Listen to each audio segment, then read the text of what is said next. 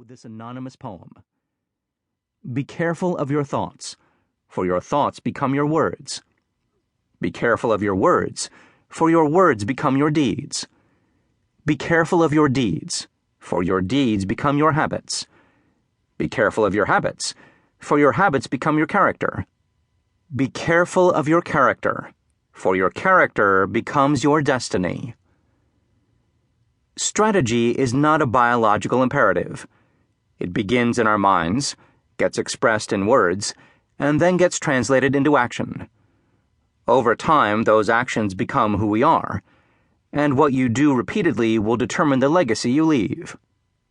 Teaching people to use the tools of commerce is necessary but insufficient for creating a healthy and prosperous society.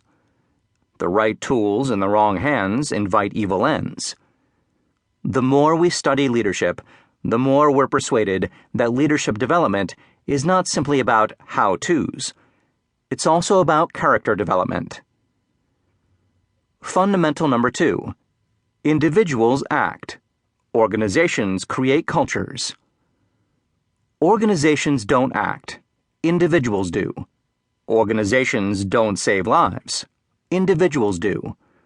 Organizations don't create breakthrough products. Individuals do. Organizations don't defraud. Individuals do. It's important to make this distinction, because ultimately every one of us must take personal responsibility for what we do.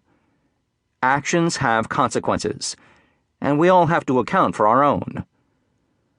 What organizations do is create cultures. Culture is the organizational equivalent of a person's character. The behavior that is modeled becomes the behavior that is followed. This is good news and bad news.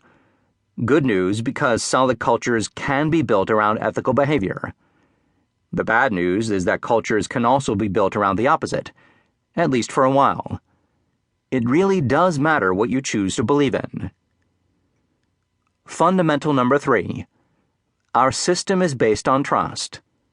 As a result of the corporate malfeasance, fraud, and deceptions that were uncovered in 2001 and 2002, the outrage grew into a call for reform of the laws and rules that govern corporate accounting and stock options, along with demands to separate auditing and consulting. We've reached a point where an executive's word is no longer sufficient. Legislation has been passed requiring CEOs of the largest corporations to sign a document swearing their quarterly reports are correct. What was once implicit now has to be made explicit. Why has this become necessary? Where does it end? Whether you like these changes or not, they just prove one thing. Our entire capitalist system is based on trust. It's not based on an investment model that's taught in business school. It's not based on the price-earnings ratio. It's not based on an income statement or a balance sheet. It's not based on any of these rational concepts. And it's not based on the numbers. It's based on whether people believe in the numbers and in the people who are supplying them. If people don't trust those who handle their money, their livelihoods, and their lives, they'll just refuse to participate.